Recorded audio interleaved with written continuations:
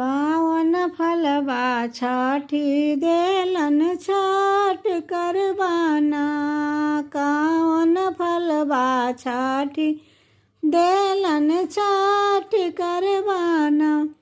आन दिहलन धान दिहलन काया दिहलन नायान दिहलन धान दिहलन काया दिहलन ना।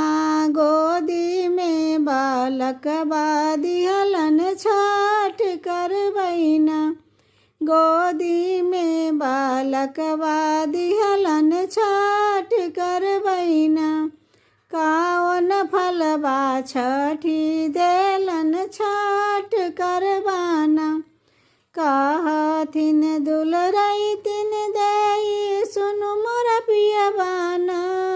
कहथिन दुलरैतिन देई सुनु मोर पियवाना। कार्तिक मासे एलन बरतिया छठ करवैना। कार्तिक मासे एलन बरतिया छठ करवैना। नाही रामे भाई दिहलन और भतीजवाना। नाही रामे भाई दिहलन और भतीजवाना।